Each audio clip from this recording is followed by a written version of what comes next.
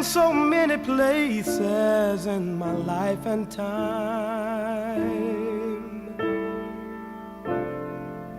I've sung a lot of songs, I've made some bad rhymes. I've acted out my life in stages with 10,000 people watching. But we're alone now, and I'm singing this song to you. I know your image of me is what I hope to be.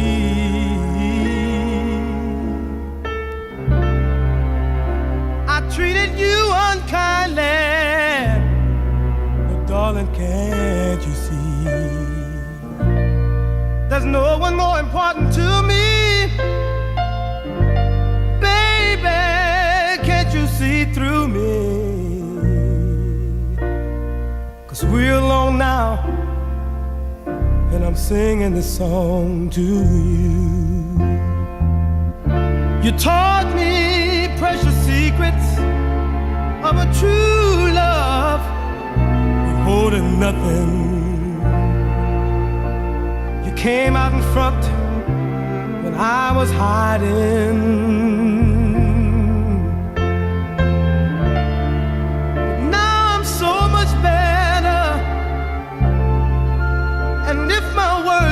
Come together,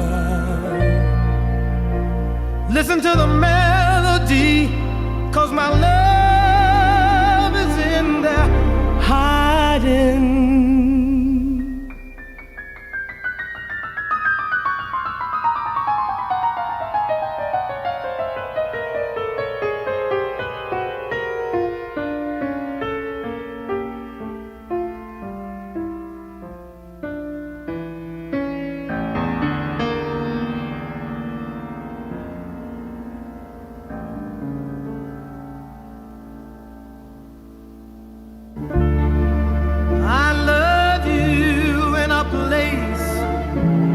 There's no space or time.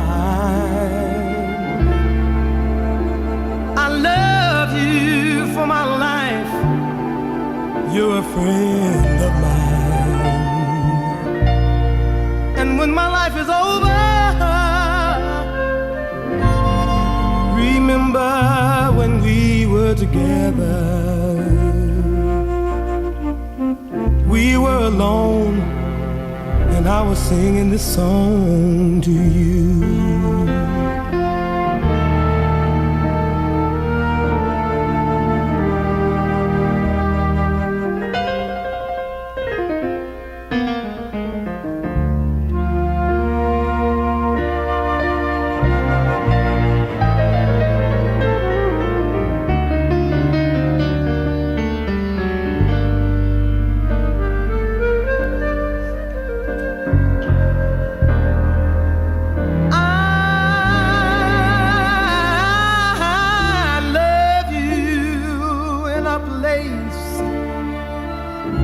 Where there's no space or time.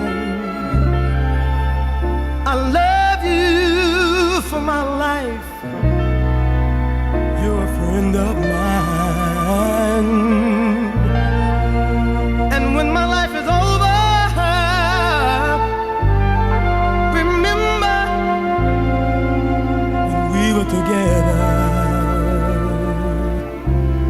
We were alone, and I was singing this song to you.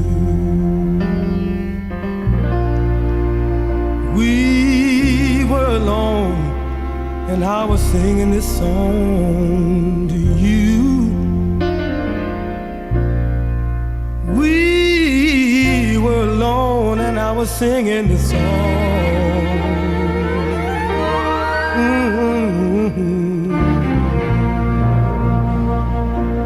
Singing this song to you.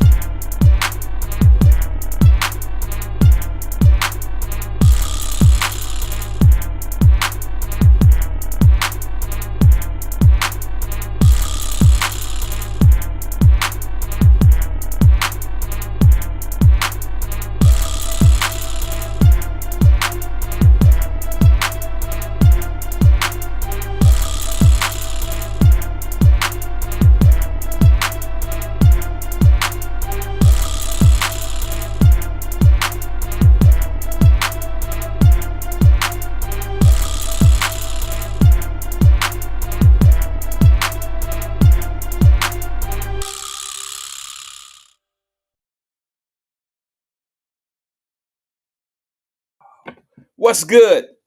I'm running behind, as you can see. Still plugging up, but I'm here. Short show today. Can y'all give me 1 second? Mic check. Let's do a mic check. Let's do it. Let's do a mic check. Are we still here? Are we good? Super short show today, but I'm here. All right. Short show. So let me just make sure that I'm hooked up right. Let me make sure we got everything going and everything is good. Let me know if you can hear me, because I can't see anything. I can't see anybody. I can't see if the chat is up. I can't see it. We good? Let me continue to hook up if you don't mind. Give me 2 ticks. Let me get my lighting right. Hold on.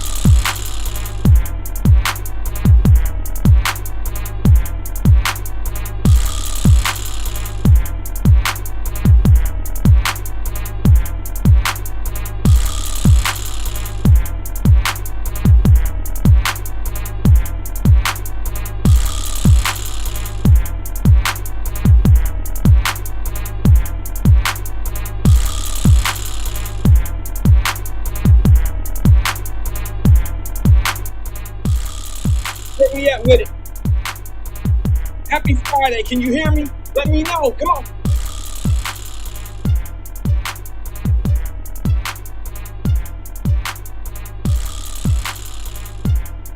Let's get it.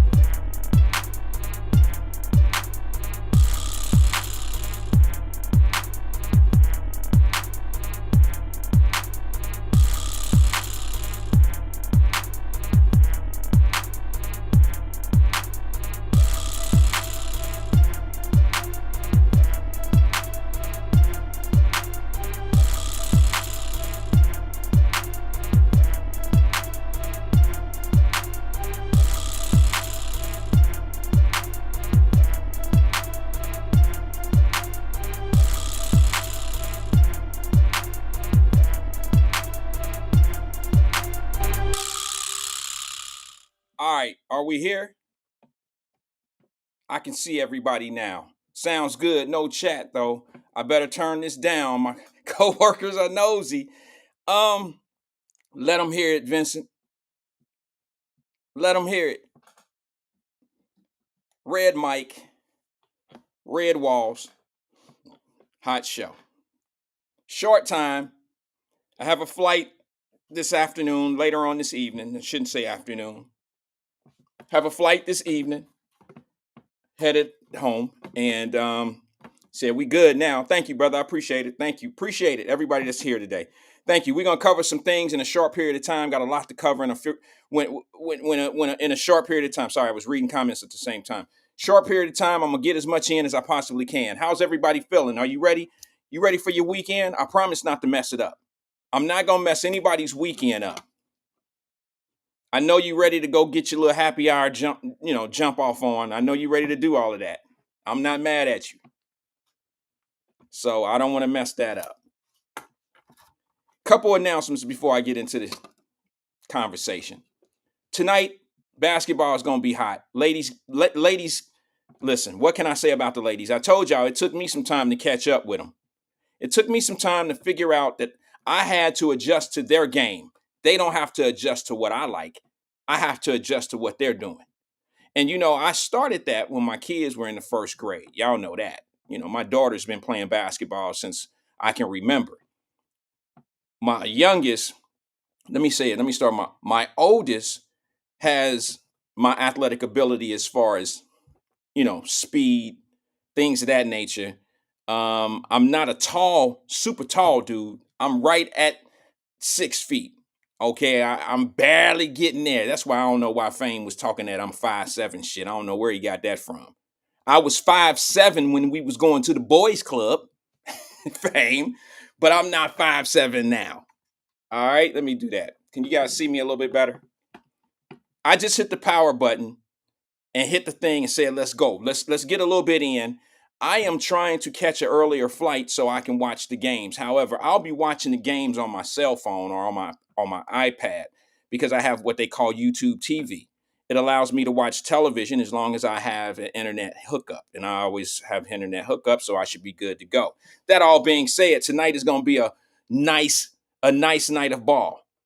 Who we have? We have South Carolina versus North Carolina State in game one. Now y'all know I told y'all my second team is South Carolina. I love me some Don Staley. Y'all know that. I've been saying that.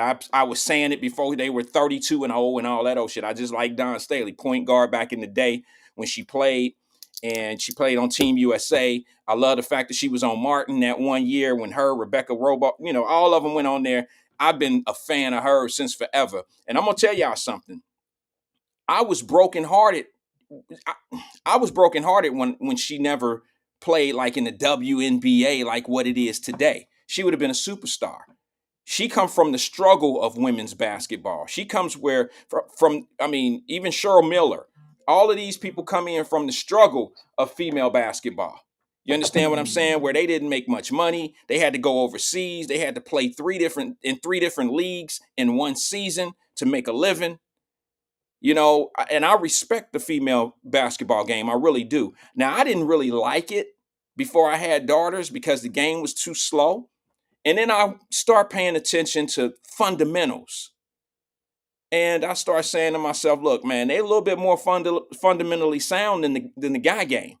They have to play defense. They have to play zone. It makes it more appealing to me when you're playing zone, when you're doing certain things, and when you're not sure if the layup is gonna go in. Guys don't really miss layups. It's kind of boring. They play above the rim, where the female game is not quite above the rim, and it adds more excitement to me. It's almost like being, and I don't mean this any disrespect at all, but if you have children that play in little league anything, you're not sure if they're gonna score or not. You're not sure if that ball is going to go in. You're not sure if a free throw is going to get hit. You're not sure if he running down the court by himself or herself, if the layup is going to go in on an easy path to the basket. You're not sure. Shit, he might trip over his shoestrings. Anything can happen. And that suspense in girls basketball, to me, is what makes it exciting. South Carolina got that one little girl, bro. She lightweight dunk. She did dunk. I mean, it wasn't no hang on the rim. Oh, our monster, hang on. It wasn't none of that. But she did it. She dunked in the game on a breakaway. She ran down the court, was wide. Boom. Boom. Even the other team was like, we quit. I ain't playing against y'all. Y'all dunking on us and shit. I loved it. South Carolina is my number 2 team, and the only reason why they're my number 2 team is because my team is LSU. It's always been LSU. Even when you didn't know about LSU girls basketball, it's always been my team. It's my school. I graduated from LSU, and it's going to be the team that I live and die with. Y'all ain't got no problems with me talking about the LSU Tigers, the Baton Rouge Tigers. You ain't got no problem with me talking about it when it comes to football, because we have Burrow, Joe Burrow for the Bengals, and what's his name, and the receiver. Why can't I think his name? And he's sitting up here in my studio. He's sitting right up here. What's his name? Chase. If y'all don't know, I have a mural of my. This is my guy room. This is my room that I do the things that I do. What do they call those? Man caves. This is my man cave in my home here in Cincinnati, and I have a mural of Bengal stuff and all my stuff. I have a pair of cleats signed by James Brooks and helmets signed by people, and it's pretty cool. If you were my friend, you would be here to see it. If you were my friend, you would have been here by now, and you would have seen my helmets and the things that I collect. And yeah, this is my playroom, man cave. All right, so I look forward to the game tonight, South Carolina women. I got you, CK. I'll be with you in a second. I got South Carolina women's versus North Carolina State tonight at 7 o'clock. And then after that game, we got UConn versus Iowa. See, what y'all don't understand, and I'm going to talk about this today because some of y'all getting on my nerves, and I got some video clips that I want to share with everybody about this shit with this black and white, black versus white versus black on these basketball games. It burns me up when I hear you people talking about the shit that you're talking about. And when I say you people, I mean everybody, people in general. I'm sick of it. And today, y'all know it's Friday. I got red mic, red wall, and I got this weekend to lick my wounds, damn it. So I'm going to say what I say.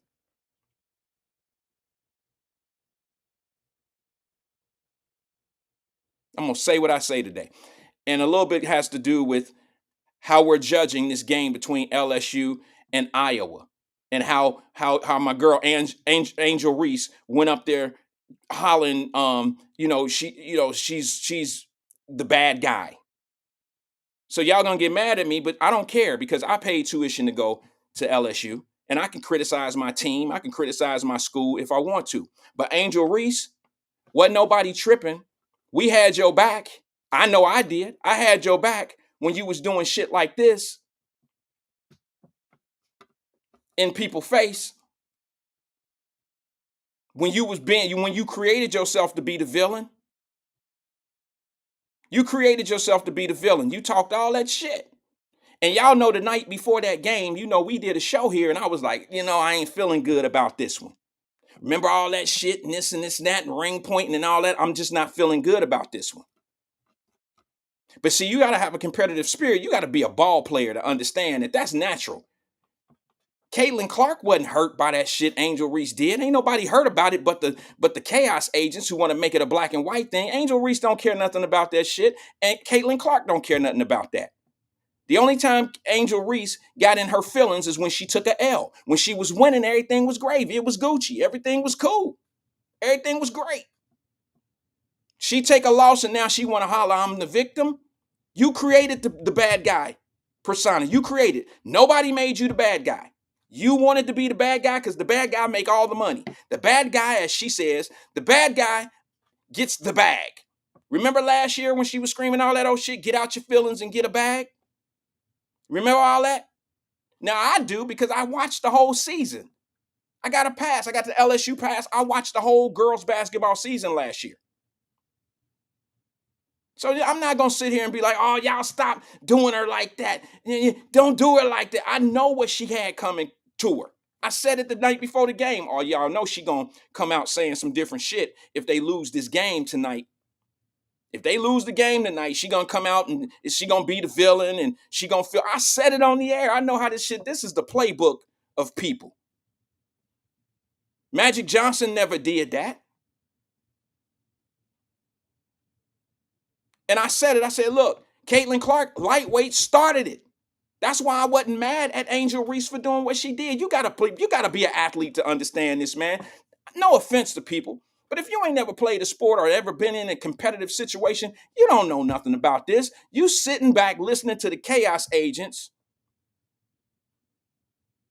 and I got some to let you listen to today about this situation. ESPN commentator Emmanuel broke it down. Not Emmanuel Livingston, but a black guy from ESPN broke it down. And what he tried to do was take gender and race out of the conversation. And some people are so indoctrinated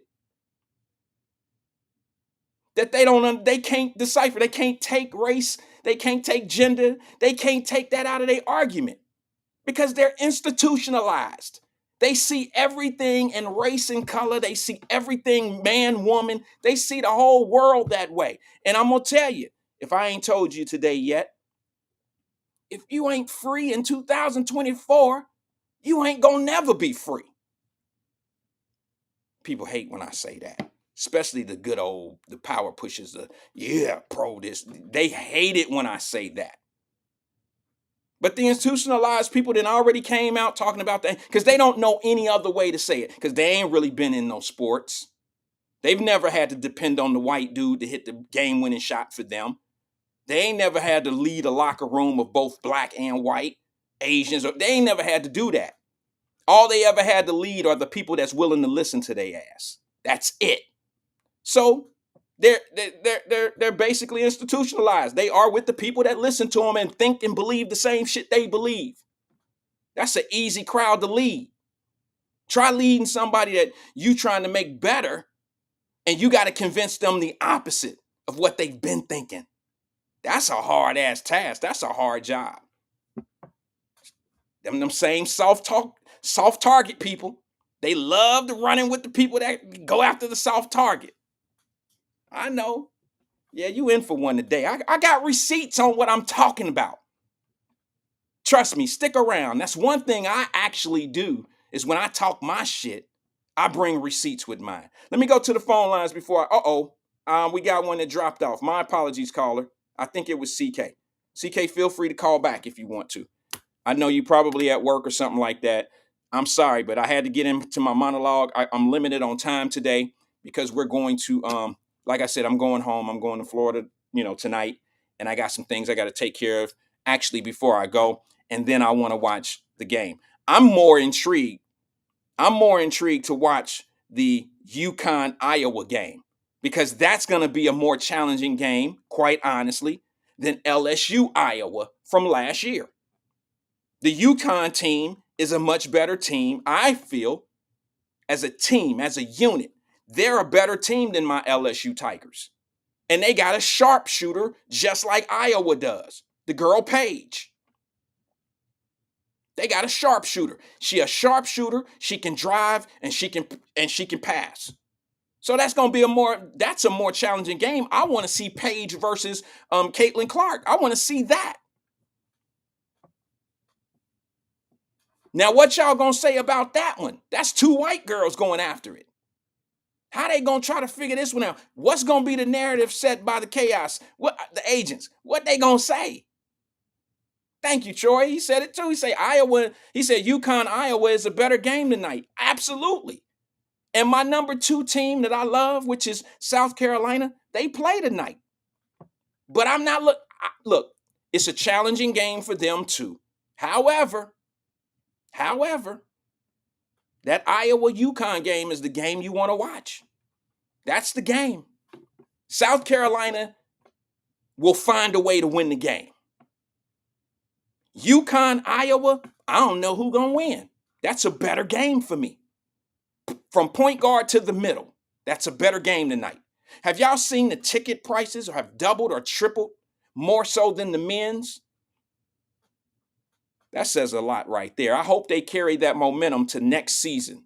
I hope they carry that momentum into the WNBA. Now, I'm going to say something else, and it's going to sound like I'm all over my little sister, Angel Reese, but I'm not.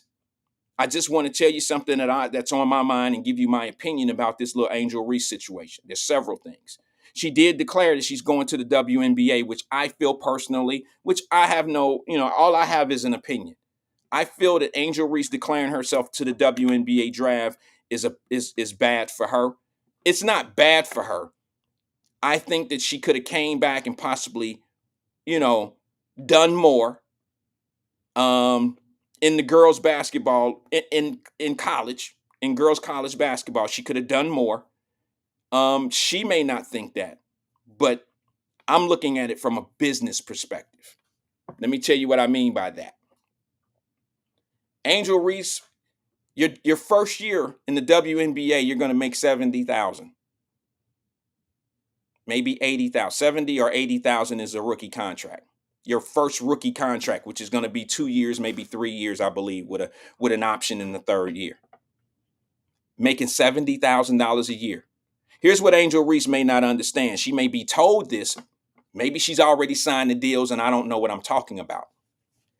But Angel Reese is not going to go into the WNBA and be the dominant Angel Reese that she is in college basketball. Those women waiting for her little young ass. They waiting for her over there. It ain't nothing but dogs in the WNBA. They all just as good, if not better than her. She's just going to be another girl on the roster. None of them girls go to the WNBA and just take over. She's going to play against girls that's been pros for 10, 15 years, and they still got gas in the tank. And they're going to be just as good. They're going to be better.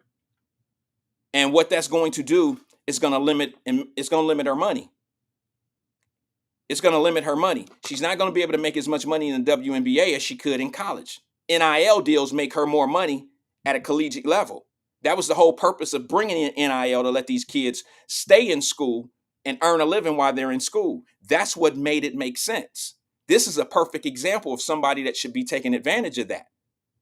Angel Reese could go in another year. I know she was having some problems with her grades and not going to school and all that, because that let me know right there she was going to declare herself for the WNBA because she don't really want to do the schoolwork. I get it. I understand. But you don't have millions of dollars waiting for you in the WNBA. If I was a kid, if I was a little boy and I was a blue chip player and I put 1 year in and I was coming in signing a 3-year, $3 million a year deal, that's a different argument. I wouldn't concentrate so much on school like she has to, because she don't have that type of money waiting on her. She don't have a Nike deal. She don't have $1 million a year Nike deal waiting for her. That's not sitting there. Somebody could tell her that. An agent can talk her into it. But the truth of the matter is, she's really only going to make that $70,000 a year and maybe carry over some of her NIL sponsorship. And that's going to fade away when she's not putting up the numbers, when she's not an all-star. Think about that.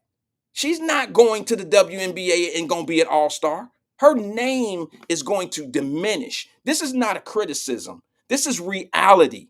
Because I know some of y'all can't take the fact that I'm saying something and it might be a little bit of it might be like harsh words about a little black woman. You're going to take my words out of context. I'm telling you how it's been working for dogs and y'all know what I mean when I say dogs. We athletes call other, guys and girls who go in on monster mode, we call them dogs because they dogs out on that court. It's a common phrase used, okay? It's not my word. I didn't make it up. But she's not going to be a dog in the WNBA. She ain't going to do that. She's not going to put the numbers. She's not going to do double-doubles every night. Do you see the talent in the WNBA? Those women are crazy with it. They playing overseas. They playing all year round. She got a whole lot of adjustment to do. So what's going to happen is she's going to have to catch up with that game. And while she's catching up with that game, those sponsors won't be there.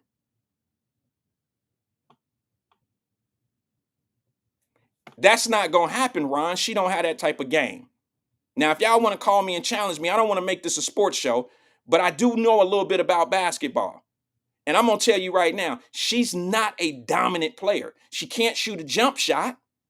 If you don't have a jump shot and a move to the basket, off the pivot to move to the basket, you're a one-dimensional player.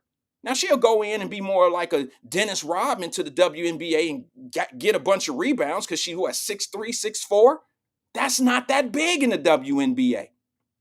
They got girls in there 6'9", 6'8", 6'9" that's been playing for 10, 15 years.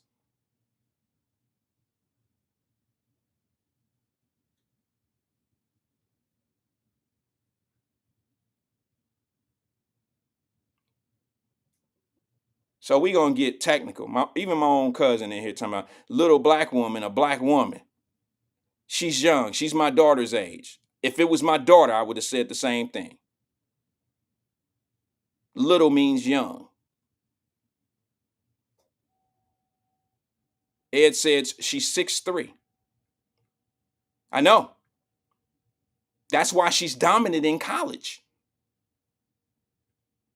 But when you go to the pro leagues and these girls been playing 10, 15 years and they 6'4", right along with her, she gonna have some issues. 6'5", 6'6", 6'7", 6'8". The girls that were giving her the problems at the college level was the girls that were 6'5", 6'6", 6'7". That's a normal thing in the WNBA. It's a pro league. And these girls been playing, these women have been playing all year round, playing overseas. It's a different game. It's just different.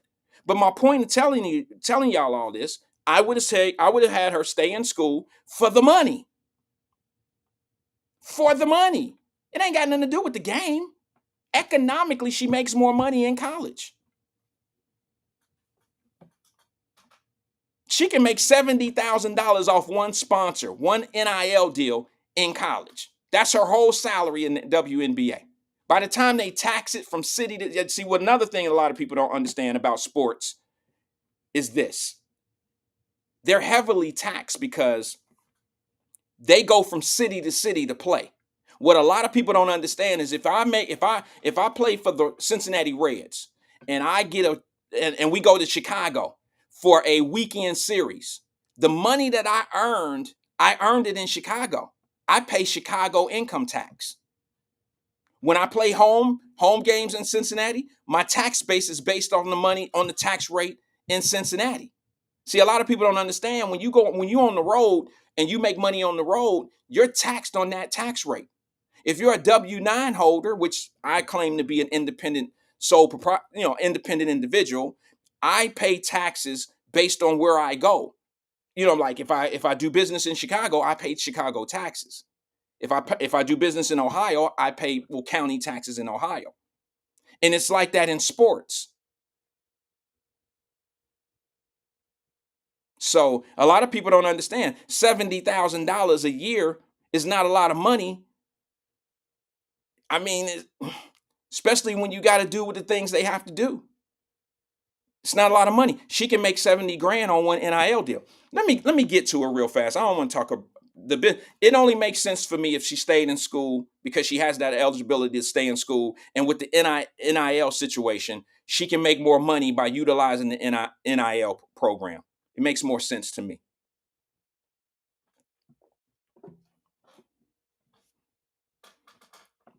Ron put up the I don't know. I'm assuming you don't think that's true. I can give you proof on that about what I said about the tax rates. A lot of NBA players and Major League Baseball players 15 years ago, I think it was about 15 years ago, had that same story about how they had back taxes that they had to pay. And the reason why they had a bunch of back taxes is because their accountants didn't realize that they had to pay taxes in the counties that they were earning a living in. If you're it's I know that sounds weird. It sounded weird to me at that time. But from the way it was explained to me to my guy, Dan Whiteley, he explained to me that these guys make their living in these other cities. I said, well, how is that, bro, when their company that they work for is based in Cincinnati? If you're a Cincinnati Reds player, the Cincinnati Reds is who pay you. They paid you it's like going to a convention if you work for a company. He said, it's just not like that. It's a little bit different. Now, I'm not going to get into the codes. It's a 15-year ago conversation I had with him, so I wouldn't dare remember the technicalities of it, but I do remember the conversation is when you're a traveling person, even if you're a traveling, he said it like if you're a traveling salesperson and you sell vacuums. That's what he told me. He said if you sell vacuums in St. Louis and sell vacuums in Cincinnati, because your company is based in Colorado, don't mean you pay Colorado sales tax.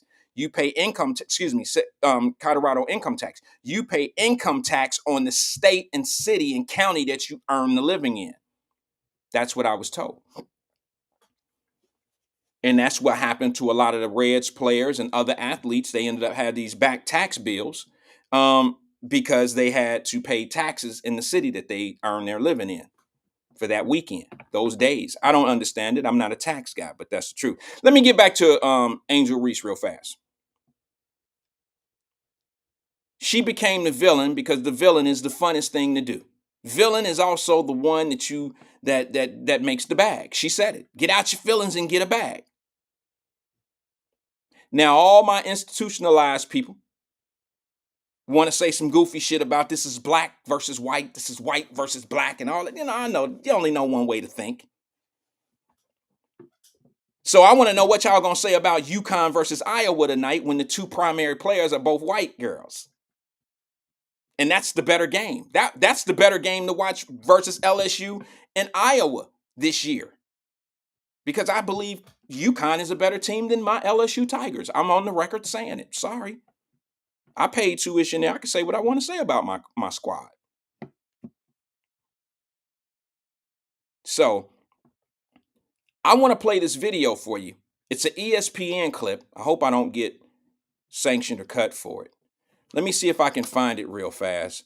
And I want to know if you agree with what the analyst says. The breakdown of Angel Reese and how, she wants people to feel sorry for her.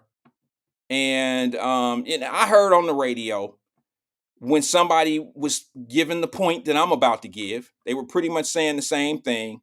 And I don't want to take their thunder or anything, but they were pretty much saying the same thing about being the villain and this and this and this and that. You can't go through a radio conversation with institutionalized thinking by saying one little bitty thing wrong. And I think the caller happened to be a white man, and he said Angela or something instead of Angel. Now the argument is all about get her name right. Has not. I mean, it just totally. Some of y'all probably heard that dumb shit. It has not. Like when the argument is lost before it even starts, we just gonna make up some shit to be mad at. That's what y'all Republicans do. I swear on everything I love, it went to a "that's what Republicans do" conversation. They get the people's name wrong on purpose just to try to be funny. Well, no, some people just don't know that it's not Angel or that it's not Angie or it ain't Angela. They just don't know. They didn't know it was Angel. Ain't getting it mixed up from Angie to Angela. That's an easy mistake. That's an easy mistake. So I'm gonna make sure that my black ass don't make that mistake, so I won't lose the point that I'm trying to make to the people, to the institutionalized thinkers. And I just want to know if I make the mistake. Y'all know I'm not trying to make fun of the black woman. I don't want to say the little black girl, even though she's my daughter's age, and that's what I would call my daughter, like her little black ass. You know what I'm saying? That's my baby. But I just want to know. I just want you to know that I'm not trying to intentionally mess up her name. Stick with me in my argument. I'm not trying to mess up her name, and that's what they do. Oh, her name is not Angela. It's Angie. And see, that's what y'all do. Y'all say that shit just to, wait a minute, hold on. Can I make my point? See if you will agree or disagree. I know you're going to disagree with me because you already had your thought. You already know what I'm going to say, right, sir? Ma'am, you already know what I'm going to say. It's the craziest shit in the world. They know that you're about to say something that they're not going to agree with, so they find some little nitpick ass thing to disagree with you on so you never get your point out. Now they still arguing about it's not Angela, it's Angie or Angel. It's not Angie, it's Angel. And we never gonna have a good conversation because you can't get over the name screw up. It's a weak way of trying to debate or argue or make a point to somebody. I know, Steph. I know, cuz. I was just messing with you. Some people didn't know you was joking. They don't know they don't know us. They don't know us. They don't know. Some people, when I be like, little black girl, they be like, oh, listen to his little elitist ass. They don't know. They don't even know I got black children. They don't even know I got a beautiful black wife. They don't know. So sometimes I just say shit just so they'll understand. But now I want y'all to listen to this clip. I want you to tell me before you judge it, before you say anything, I want to see if you agree or disagree with the ESPN gentleman says about Angel Reese. Check it out.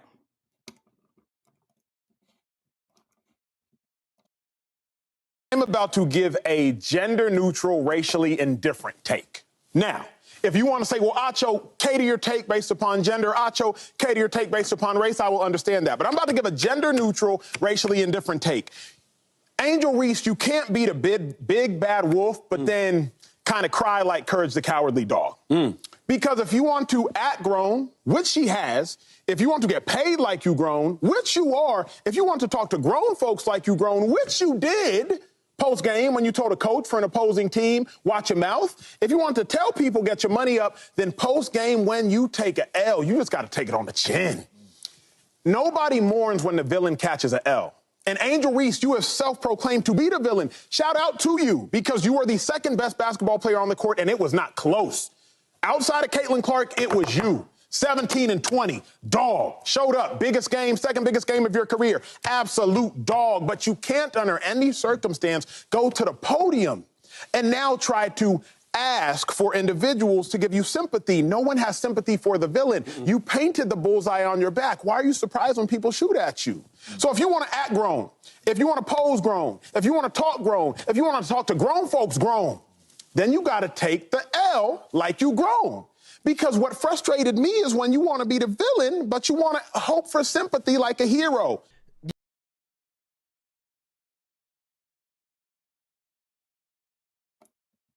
Do we agree with that? Is there anyone that agrees with that? And is there anyone that disagrees with that? Can you tell me in the screen? Do you agree with that assessment? Because I'm going to be honest with you. It's spot on. I totally agree with it. I agree with it. It's not derogatory. Angel Reese, I'm going to tell y'all a little secret. Like I told y'all, I watched the entire LSU basketball season, women's basketball, all last year. I did the same thing this year. I got LSU on my wall. I'm an LSU guy. Okay, it's my school. Graduated from there. So I'm going to march with my school. But I'm also a realistic individual. And I know what's right and what's wrong.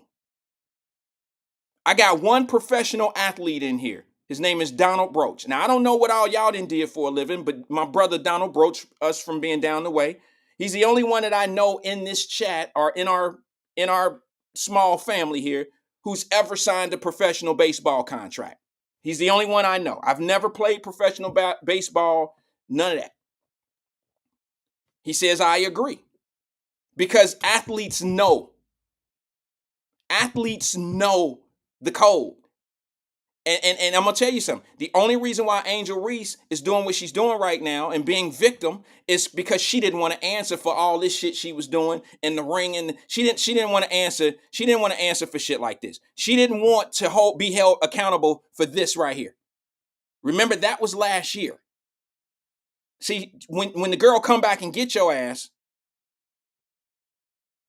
when she come back and double you up in the numbers, if you want to avoid that conversation, what you start talking about is victimhood. I'm the victim. I'm the victim. I've been sexualized. All that shit. I don't know. Did y'all know that she was coming out with stuff like that? Did y'all know she was saying, I've been sexualized, I've been this and I've been that? Let me tell you a little secret that my children are not going to like. My girls are athletes. Both of them play the game of basketball. One at a higher level than the other. Let me tell you a secret. My girls don't like Angel Reese. They're not haters. They just don't like her cocky attitude.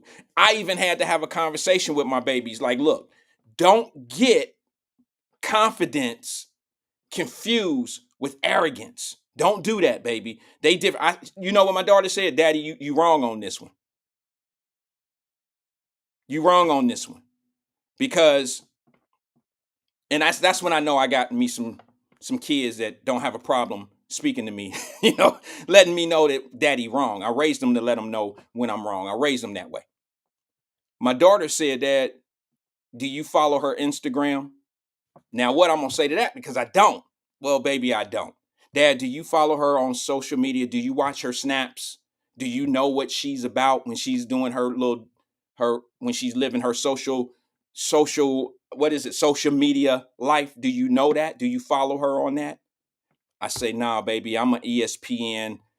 Every once in a while, I see somebody do a TikTok and they're talking about her. I'm that type of guy. I don't follow her on TikTok. I don't follow her on social media. No, I don't.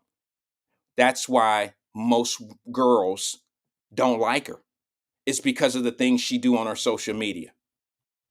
The things that she talk about. The way she shows herself off, the way she do things. And see, I didn't know that. I only seen confidence in her. I don't have a problem with a confident person. But then I start listening to what she was saying to the public, in public about the girls that she was playing against. And she would say things like, get out your feelings and get a bag. That's not athletic shit. That's not what you say to your competitor. That's not that. See, what we would say is get out your feelings and get in the gym. See what I mean? Get out your Broach. Ain't that how it go? If you want to be better than me, beat me on the court. If you want to be better than me, get to the gym earlier than me and shoot more jumpers than me. If you want to be better than me, play summer league ball. Up your game. It ain't never been no up your money. Money ain't got nothing to do with the beating me. So then I told my daughters that, and she was like, "Nah, daddy, she making fun of the people who ain't getting no money. The people who talking about she got that dress on and this and this and that. Don't be mad at me because get your money up." And I see Emmanuel Livingston said, didn't she get death threats? Does she deserve that? Well, when you become the villain, the things that come with being a villain, that's what happens. You put a target on your back, don't get mad when somebody try to hit it. That's what happens. So no, I'm not gonna sympathize with Shorty. I don't sympathize with her because she's playing the role just like Floyd Mayweather did. He wants to talk shit, talk bad, try to embarrass you for his God bless ability, and he attaches money to the insult. Just outscore me, outdo me on the court, outperform me. But when you start attaching things that you can get robbed for and things like that, don't get mad when people come at you. Don't get mad at that. You put that target on your back. It got you to the bag. Do y'all really think that Angel Reese was the best basketball player in college basketball for women this year? She wasn't. My team, she was not.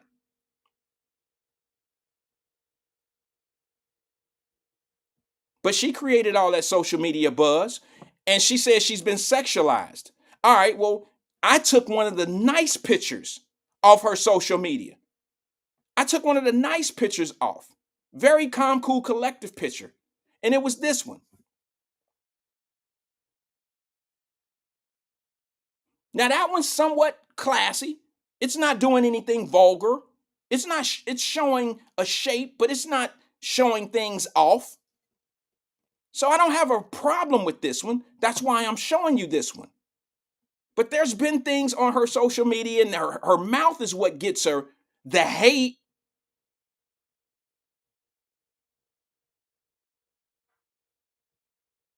It's the things she does that gets the reactions that she's getting from people. It ain't innocent. She's not just saying some shit and people just mad because she's able to play ball well and she getting some money. It ain't just that. The only people that think that are people that probably think that way on somebody else. Like forget her, man. Shit, forget her. So now let me ask you this, because Emmanuel said this. He said, well, I guess I disagree. I hope she doesn't get killed. Well, I hope Caitlin Clark don't get killed. You don't think she's not getting death threats? You don't think nobody ever, all celebrities get death threats. All of them. I don't know one. I don't know anybody that's in the public eye that's a celebrity that don't get pushback from the public. They all get death threats and you ain't shit and I'm going to kill your dog if I ever see your dog. They all get that. Hell, the guy that played Jesus Christ on the movie was getting death threats. They all get that. That comes with the territory.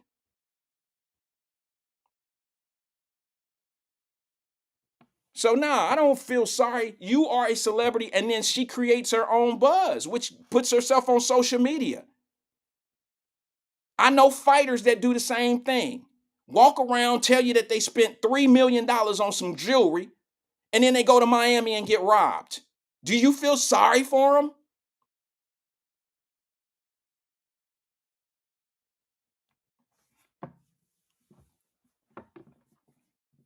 So now let me go ahead and let you know how the institutional thinkers think.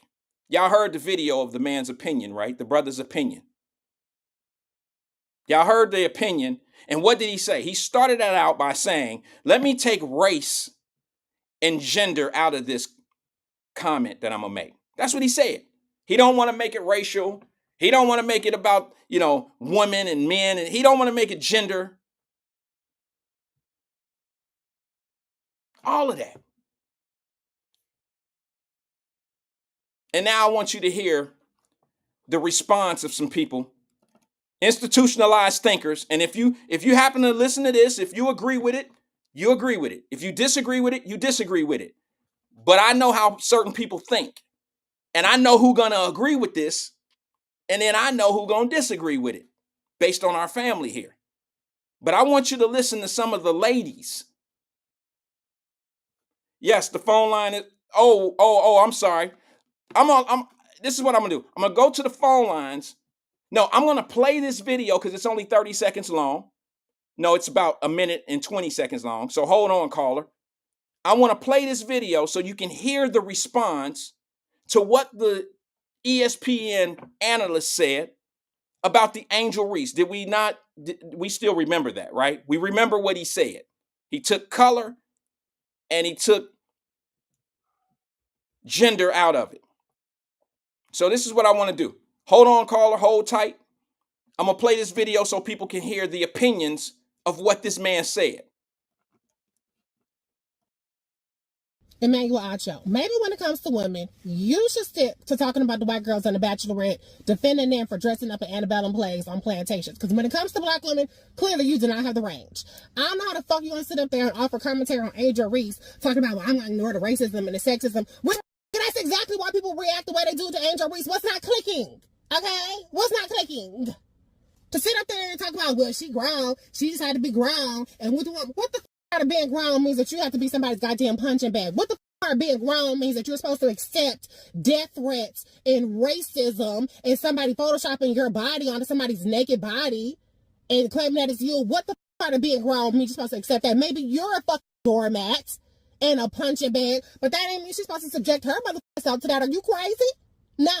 I know y'all motherfuckers think that black are supposed to be the motherfucking mule of society, tilling the fields, dutifully doing whatever the taking everything on our shoulders, everything on our motherfucking back, everything on our chin. But no, I applaud Angel Reese for saying, no, bitch, I don't give a fuck how much gusto, how much confidence I have. It's not your motherfucking job to humble me.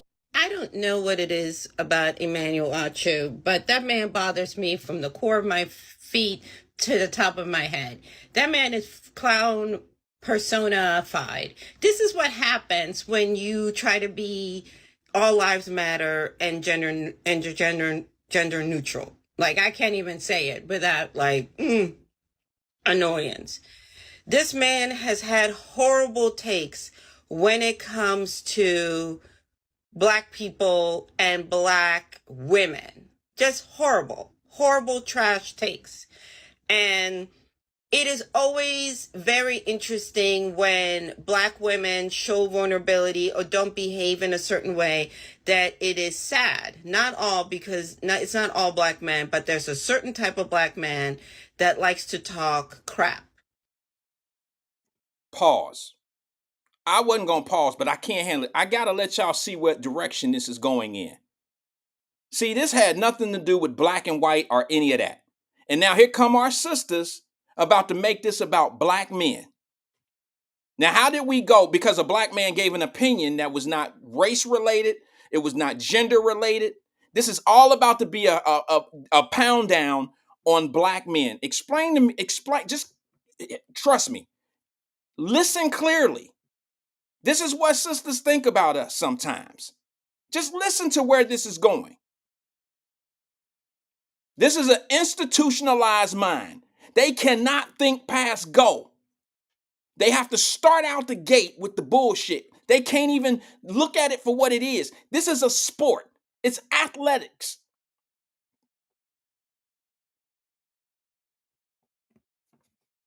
Listen.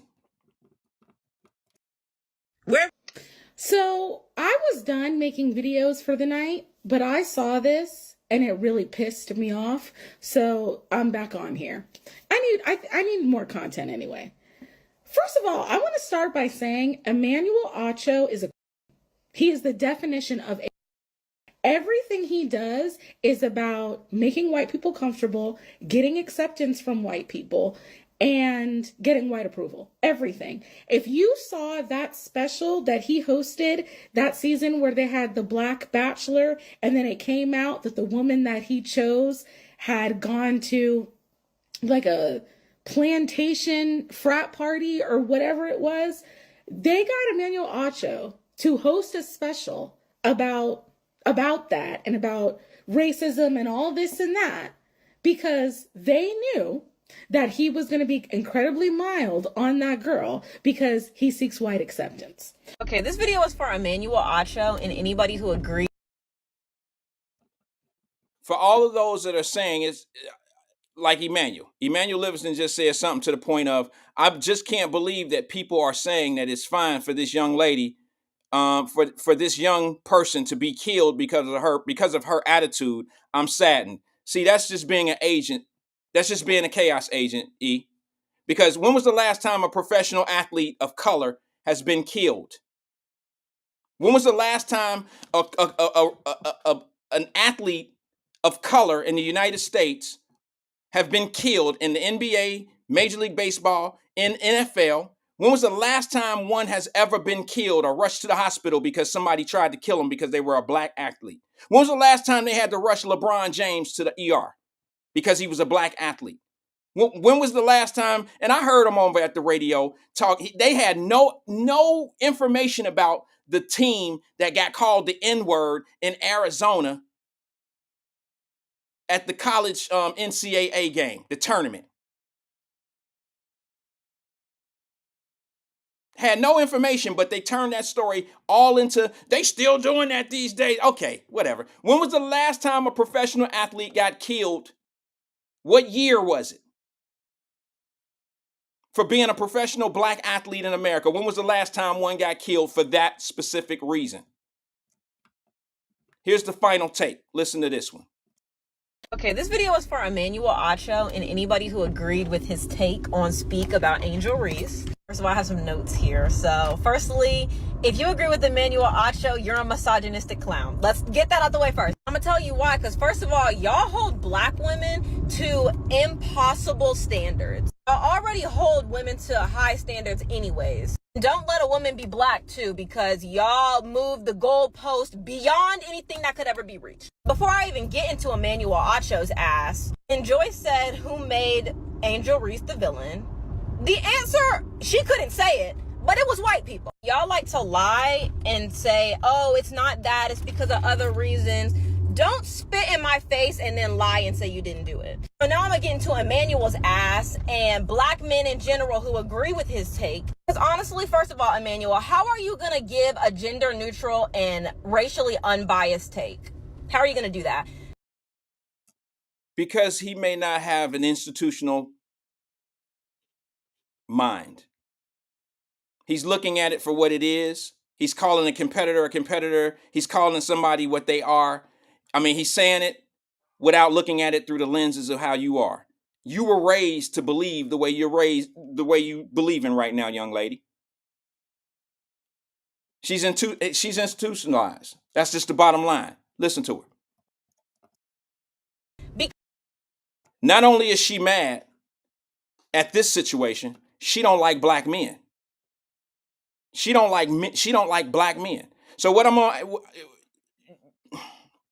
you'll hear it. Listen.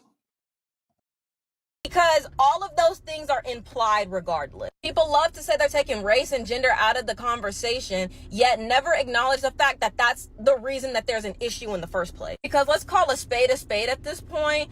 If this had been two white women, if the inciting incident had been between two white women, this wouldn't be a conversation a year later. And if this was two men, this wouldn't be a conversation a year later either. There's no removing race from this conversation. That is the conversation. Y'all like to pretend that like racism and all this stuff doesn't matter. And it does. It's a problem in every single aspect of our lives. And honestly, you, Acho, as a black man, which honestly, I don't even expect too much from you, honestly. You come on national TV and say the stuff that you said is honestly the reason that we don't take a lot of black men serious. Like I said at the beginning, y'all hold black women to this impossible standard. Even just being a woman is already hard. We're supposed to act a certain way. We're not supposed to say this. We're not supposed to do that. It's the boys will be boys thing. Men are allowed to get away with any and everything.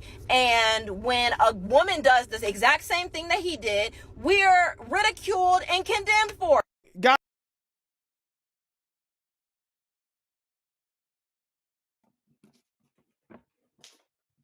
Now, how did this turn into I don't even trust what black men say anyway?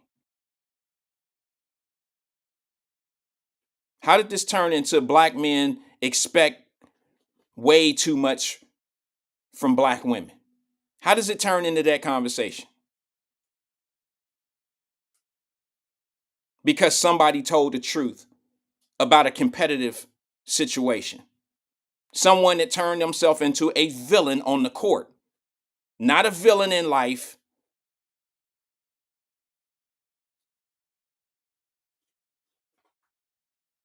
I'm just trying to figure this one out. And then you got people running around here talking about, well, we don't trust black men anyway.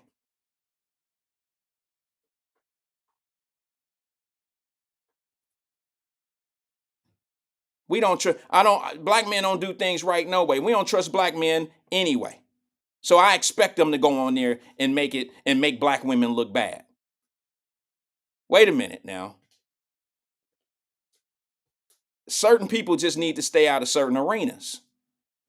If you're going to take everything that somebody does and make it a black and white issue, and you might not understand the competitiveness of what they're doing, I mean, damn, you might want to go, you can't be an NFL referee and think you about to umpire a baseball game. There's different rules. There's different aspects. You got to look at different things. But I guess you can make anything what you want to make it if your mind is there. I guess that's just what happened. Let me go to the phone lines real fast. I apologize. It's just been 1 second. I got a new phone line set up. Good afternoon, caller. This is Wyatt. Who am I speaking with? What's up, Wyatt? Hey, this Drop. Drop Squad 52 is Friday. I ain't got no job. Oh, that's right. I'm retired. What's up, man? What's happening with you, brother? How you feeling today? Oh, I'm feeling good, man. I've been listening to you for I guess the last, about 30 minutes. And you were on hold for 20. I apologize for that, bro. No, it's okay. It's okay. Like I said, I'm retired, Wyatt. I'm chilling. I was go do my walking, but it was raining. So I said, fuck it, I ain't going nowhere. But very interesting topic, okay? Because Mr. Acho, one of the hosts of the Fox Sports One show, Speak, which also has as a co-host Joy Taylor, a very, very, very beautiful black woman who's been in the sports broadcasting industry for 20 years minimum. Mm-hmm. And then you had Slim Shady, used to be the running back for the Eagles, and James Jones used to be the wide receiver for the Green Bay Packers. Yep. Now, Wyatt, I have a daughter that's 42 years old. She is a naturopathic doctor and a mother of a 7-year-old. Okay. At one time, I said, you go ahead, you strong black woman. She got offended, Wyatt. She really did, okay? I didn't understand it at the moment because I thought it was a compliment. But listening to one of the women on the clip, and then you add them all together as black women in America, they looked around the same age group. And I'm telling you, Wyatt, it's a lot of pressure on black women. And they carry a lot on their shoulders. So by them being strong in a male role, they expect... You mean in the workforce?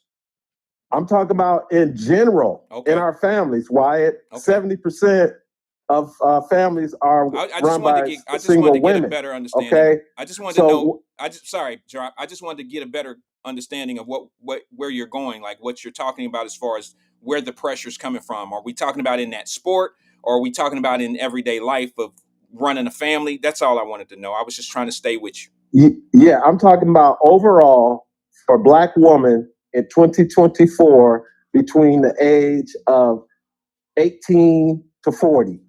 Or you can break it down a little smaller. But the women that have been running shit for the last 10 years. What I'm saying, Wyatt, what Angel Reese did at that post-game press conference and what Acho was commenting on is she shouldn't have been crying about now being a loser, telling everybody what her experience was like. Am I right or wrong? Well, no, I think it's partially right. I don't think that was 100%. I think where the Well, you should play well, I know you can't play the whole thing, but that's all they were talking about. They were talking about her, this so-called villain on the court. You brought it up with the gas face thing, where it was okay for Caitlin Clark to do it, but not Angel Reese. Wait a minute. All that whole dynamic. Whoa. That's what you got out of what I said when you plugged in today? No. I said what they were commenting on the show. Okay. Was how if she's gonna be this top dog, this villain, because she said it. She did it in in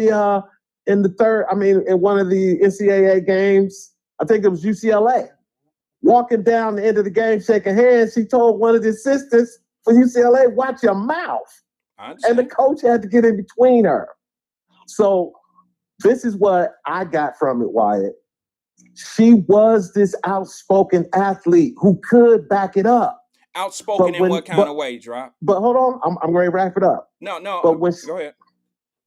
But see, when she responded in an emotional way, and then Acho and other men are commenting on how she responded based on that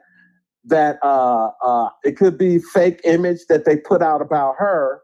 Because again, Wyatt, what this young girl accomplished as a freshman, Wyatt, and you know basketball, she wasn't that good coming out of high school. Okay? She took a chance to go to LSU, playing with another freshman, Flajay Johnson. So what I'm saying, Wyatt. Well, she transferred to LSU. Angel Reese. First of all, she transferred to LSU. Let's get it straight. But she was still a freshman. She didn't even, huh? Go ahead. I was just letting you know she transferred to LSU. I know, but she okay, Wyatt. But was she a freshman or not?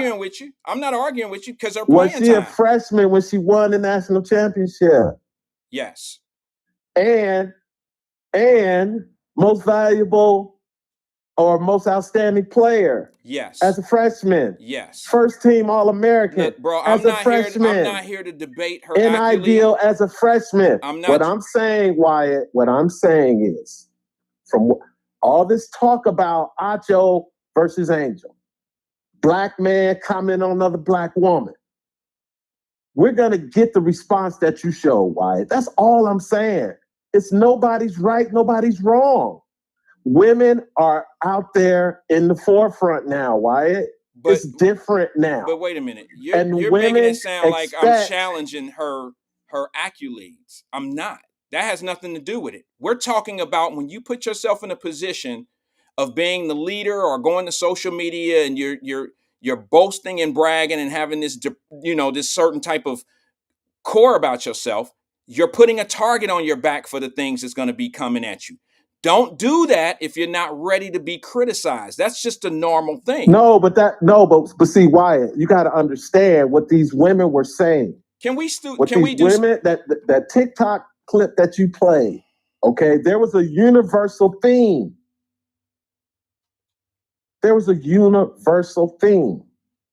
Which was, yeah, we strong, yeah, we do, blah, blah, blah, blah, blah. We ain't men. Let us be emotional without y'all commenting on it or pulling us Nobody's down. Mad. Saying we're supposed to act like a man. You're supposed to do that. Obviously, a lot of people are commenting on this from the same perspective and the way I was looking at it before. Before my my young adult daughters, before they gave me the information that I needed that changed my mind. Because last year, everybody on this platform can tell you that I was going hard for Angel Reese. I was dug in the dirt for her. I was sitting back talking about all this. Caitlin Clark started and we go and get the rings. I went hard for her. And I still continue to go hard, but I got to answer it the way I know it. And that is, I didn't know her from a social media perspective. I didn't know the things that she was doing to make people feel the way they feel about her. It has nothing to do with what she's accomplished in this and this, that. It's how she handled herself through her accomplishments. It's just like anything else in boxing. You're going to have some people that love Floyd Mayweather. When people say this don't happen to men, that's just flat out a lie. If you want to make this a gender thing, go ahead and fool yourself. But there's plenty of men that are going through exactly what Angel Reese is going through right now. Floyd Mayweather being one of them. Flossing all his achievements, flossing the money, telling people to get better and get a bag, get out your feelings. All that shit, Floyd Mayweather do the same thing. And now he get death threats. People hate him. And I don't see none of y'all coming to the rescue of Floyd Mayweather or anybody else. You want me to use a white man that did it so it won't be racial? Johnny Manziel, Baker Mayfield. Stop, Wyatt. Stop.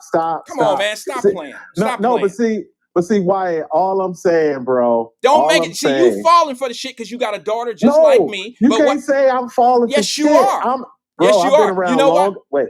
Don't try that. Don't do that shit, bro. You can run that on me when hold it. Hold on. You didn't let me finish. I know what you was about to say. I know what you was about to say. No, you didn't. Yeah, you was about to say. I've been around a long time. I've been around long before. No. Go ahead. It's what I was getting ready to say. Come on, old man. Tell us that shit. Oh, Go my ahead. God. I was getting ready to say, I've been around a long time on social media than you have. So you've been on social media longer than me. Wyatt, this is what I'm trying to get across to you. Angel Reese is a prominent. Her social media following, Wyatt, is unbelievable. That's why she gets paid the money she gets paid.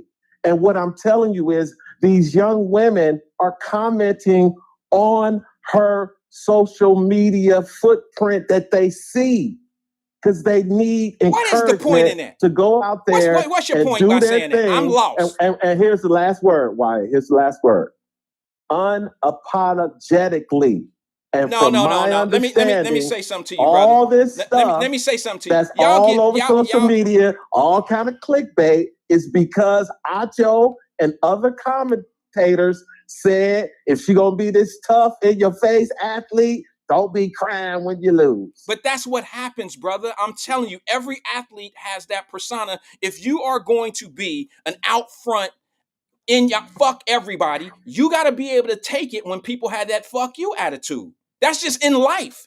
You can't walk through an executive office with your head up in the sky thinking you the best sales rep or the best exec in the company and then not have a target on your back.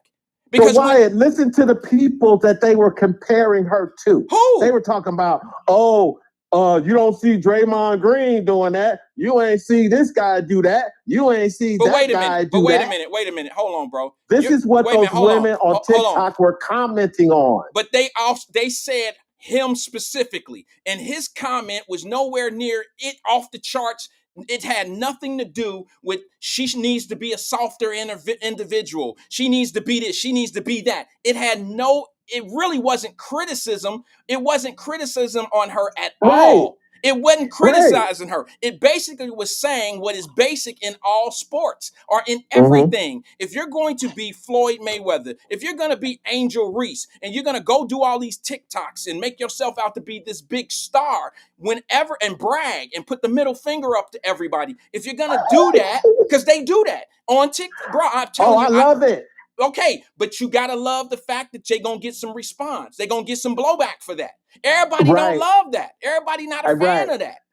And all I'm saying before I go, because I'm hoping Fame Rothstein call in today.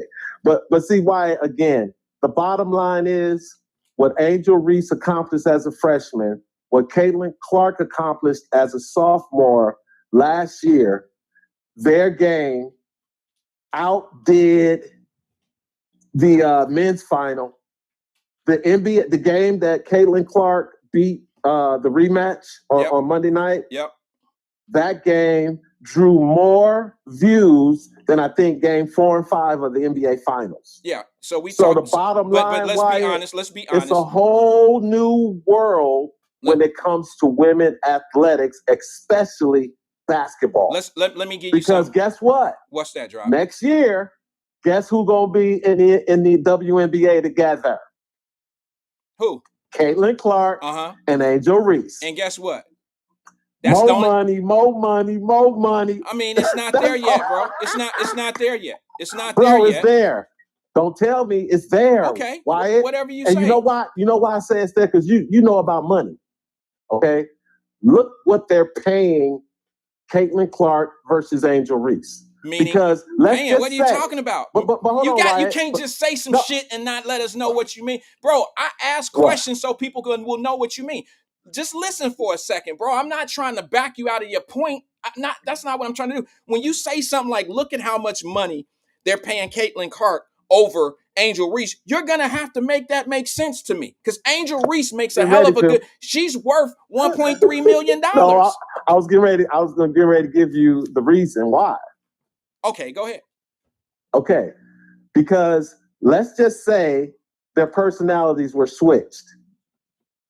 See, Angel Reese. Why we got to do this hypothetical shit? No, because let's talk about what it really Wyatt, is. This is the world. This is the world we live in, bro. Okay, you could be a quiet killer, or you could be a verbal killer.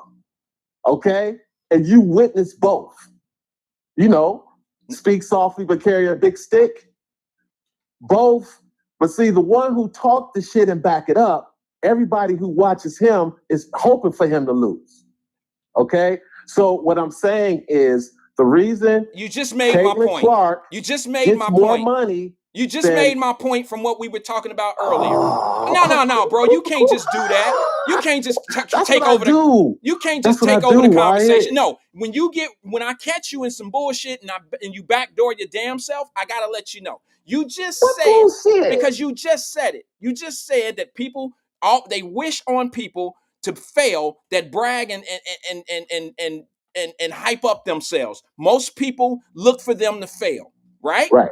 Okay, right. That's what happened with Angel Reese over the weekend. That's what happened last weekend. And that's what we need to look at. The simple fact that the little sister actually failed at something, but she couldn't back up all the words. She couldn't back up. Wyatt, she lost the game. What do you mean she failed? They lost a game. The woman didn't fail in shit. Okay, if you look at it that way, if you want to make it a technicality, but in sports, it ain't no technicality. Yeah. I'm talking about because in the big picture, that's a failure not winning a championship this year, and to lose to the person, to lose to your rivalry. If you're a high school football player and your rivalry is across town and you win every game that year, but you lose to your rivalry, you'll say, yeah, we had a good season, but damn, we lost to the East. We lost to the West or whatever. That one specific game means more to you than 9 wins. It's always your rival. So who was the rivalry schools this year in women's basketball? Who were the rivalry schools? Angel Reese played for LSU, and Iowa has Caitlin Clark. Is that a rivalry? There was no rivalry, Okay, Wyatt. it was LSU a rivalry between the two of them. Iowa is in the Big Ten. No, okay. It wasn't until they met in the NCAA tournament. Wyatt, it's a rival. It's a rivalry between the two women. Oh my God! It's not. It's not. Okay. It's not. Right. It's not. Drop. You saying that's not a rivalry? You telling me? Wait a minute. Hold on. So what? Wyatt, but wait a minute. Hold on, brother. Let me ask you this. Ain't no rivalry. You don't think it was a rivalry? Well, how many games do they have to play to be considered a rivalry? And they didn't play just 2 times. Conference. Wait a minute. Be in the same no, conference. You don't, bro. No, you don't. Okay. No, you don't. So you're getting off the tangent. Okay? I'm not. You just saying some shit that's not true. You do not have to be. You do not have to be in the same conference. How many times has LSU played Iowa? They played in the regular season. How many times have they played? They played them twice this year, and they played them twice last year. But it's not about Iowa and LSU. It's not about Iowa and LSU. Who are you talking about then? I'm talking about Caitlin Clark and Angel Reese. That's and what schools do they play for? But they play for Iowa and LSU. Drop, you missing the point. Magic Johnson played for Michigan State, and Larry Bird played for Indiana State. Were those two not rivalries against each other, or it depends on what school they go to? No, there was no rivalry. Wyatt, they met in the NCAA tournament. The way the brackets were set up, okay, it came down to this white guy from French Lick going up against this flashy black dude from East Lansing, Michigan. Look, my state. Look, I'm from Detroit. I remember watching that shit. Wyatt. Listen. Let me clear something up. Talk about. You might wait a minute. Hold on. I'm about to give you some credit. So watch me be quiet. Thank you. you might be right in the sense of rivalries are usually aligned up in conferences, and it's a yearly type of thing that they have their hometown rivalry. East versus West of the same schools, like Lakota Right. East versus Lakota Right. West. Ain't got nothing to do with the record. Ain't got Right. nothing to do with who's on Right. the team. Right. Ain't got nothing. Right. It's a rivalry. Your school against my school. Hold up. But It I'm ain't gonna player tell you against something. player. What you talking about, bro? The players come and go. Yeah, but yeah, see, I don't want to make you look bad. You're not That ain't making me what I'm look here bad, for. brother, because I'm gonna tell you something right now. There is a sense of rivalry when you play somebody that you play all the time, or somebody think that you better than somebody. If somebody think, you can't tell me that when Larry Bird, hold on, bro, hold on. They I were let in you the talk. same I league. let you talk. I let you talk. You can't tell me that when you play, when Michael Jordan was playing against Detroit, okay, that wasn't a rivalry between, that was a rivalry because they were in divisions. But that's a little bit different when you say Magic Johnson versus Larry Bird, and they in two different conferences. Larry Bird, you could attach the Celtics versus the Lakers rivalry, but everybody know that there are personal rivalries as well. Everybody know that. You can say the same thing in boxing. You don't have to box people 20 times to say that's my rival. You can say, I've dominated my conference. He dominates his weight class. He dominates his weight class. We're going to be rivals. That's how it worked. I mean, it ain't always they got to be in the same conference and they got to see each other every year. There's personal rivalries. And Larry, and that's Wyatt. what made, hold on, that's what made 12 million views for this basketball game when it came to LSU. Why else would it be highly viewed like that? I get, okay, Wyatt, we got tonight, you had the Final Four, okay? You got Connecticut versus Iowa, Caitlin Clark, and you got South Carolina going for their third title under Dawn Staley against NC State, okay? Yes. Now, what the league, what the NCAA and the people who put the bracket together, what they were hoping for is a rematch of last year's Final Four where Iowa knocked out South Carolina and Dawn Staley. That's what they're hoping for. And the way it's set up, I think they're going to get it. Iowa versus South Carolina? Right. That's the one I'm looking for. That's who's going to be in the final on Sunday. And that's what I'm looking for. It's going to be a hell of a game. And I'm telling you. Well, let me ask you this. If Caitlin Clark is not in the finals, Wyatt, their numbers will not be as high. Well, that makes sense. That makes sense. Because I don't think people will watch UConn versus if North Carolina State beats South Carolina tonight, I don't think it's going to be, I think that's going to end it. Let's say, for instance, one of these teams, if one of the teams, well, I would think that if Iowa make it, they're probably going to get viewership because she is a little bit different than all the rest of the stars that we can mention today. Because I like the girl Paige out of UConn. I mean, I really think she's not a dominant player because she don't have the size, but she's a shooter. She a killer. She could do everything that all these girls that we talking about can do. She might not get as many rebounds because she's short. She's a small girl, but she's a killer. And at the same time, bro, I just think that if South Carolina if they lose to North Carolina State tonight, that's going to change the trajectory of how that final game looked on projection, on TV anyway. Right. Okay, last thing before I go. But shout out to everybody in the chat. Last thing before I go, Wyatt. Mm-hmm. Why do you think the tournament put Iowa Iowa and LSU in the same bracket, but pretty much made it pretty easy for South Carolina to get to the final? I don't know. I'll be honest with you and tell you that I was going to put LSU over there with South Carolina to make an easy path for Caitlin Clark to get to the final. Yeah, I'll be honest with you. I was heartbroken when LSU and Iowa were in the same bracket. I was heartbroken on that because I knew I wasn't going to get last year's championship game, even no matter how it looked. Last year's championship game was played last week. You see what I'm saying? That was last year's championship game. Oh, yeah. I was disgusted when they put them in the same bracket where they would have to meet in the Elite Eight. You know what I mean? That kind of tore my heart away. I don't know why they did it, but it didn't give Caitlin Clark an easier path to get to the finals. It just meant that you have a better shot, that if you get past LSU in the Elite Eight, you have a better shot at winning a national championship. But if they were trying to give her an easier path, they would have made it harder for South Carolina to get to the Elite Eight. See what I'm saying? Because Oh South yeah, Carolina but is. Don Staley got 2. Yeah, I know. That girl, but she gonna be around for a long time. She can recruit. So again, like I said, Wyatt, things are good in women's basketball. I love it. I love to see women on top. But it is Drop, a lot I of got a pressure question on them. for you. I do have a question for you. I just have a question, and then you can go ahead and piece us out. Do you really think, or do you really believe that you don't think that you can have a rivalry between an individual versus a school, or like this team versus that team? You don't think that people have personal rivalries? You don't think when Michael Jordan went into New York that John Starks was like, I got him tonight? Like, you know what I'm saying? It wasn't John Starks versus Michael Jordan. But I mean, I'm sure there's been times that I know I played against a guy that always, Damon from down the way always went and played for the Lincoln Center instead of playing with the boys club. And we wasn't in no conferences or nothing. Broach probably know about this type shit.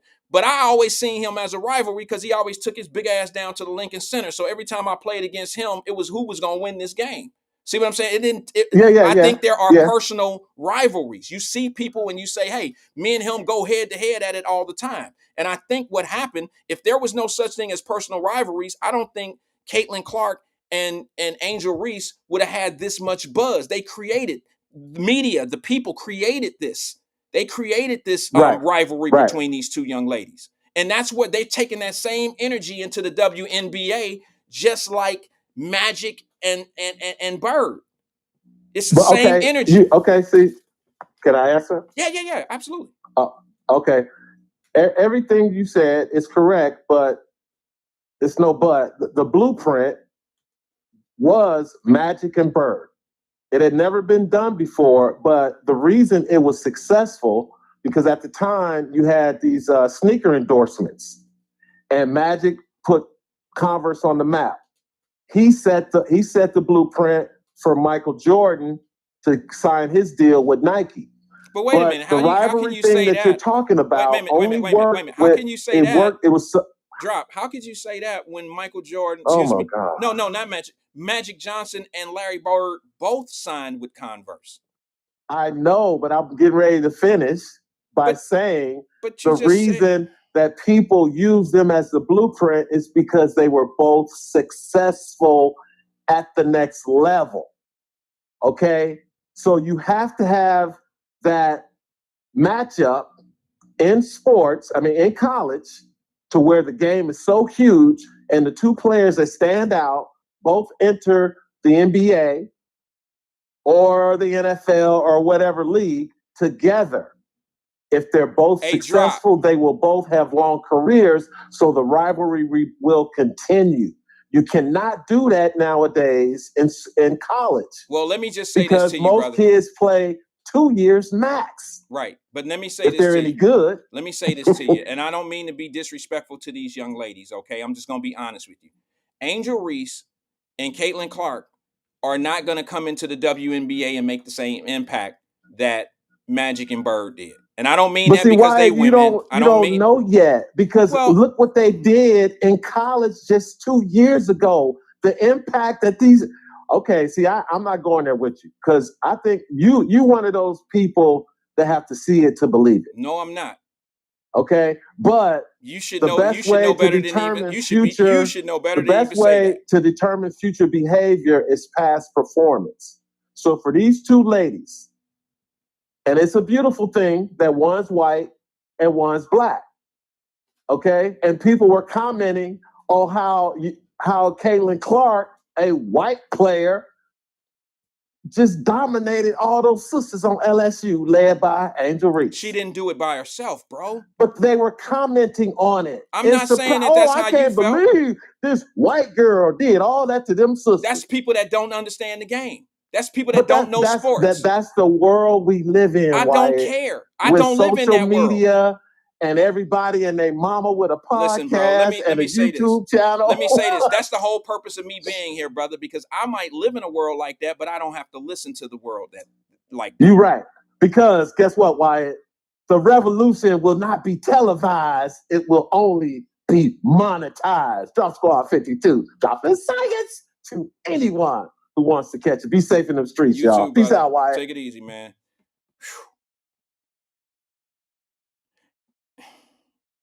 I gotta be kind to my brother because he waited like 20 minutes to make that crazy ass call. He held for 20 minutes to make that call. So I'm gonna be kind because drop never really is disrespectful. But that was a long, exhausting ass call because drop's pretty decent when it comes to politics, and then you can't argue with a referee when it comes to sports. But damn, drop. You're articulate, bro, but I think you was off point on that one. That's just my opinion. You said that people had to be in the same conference to be rivalries.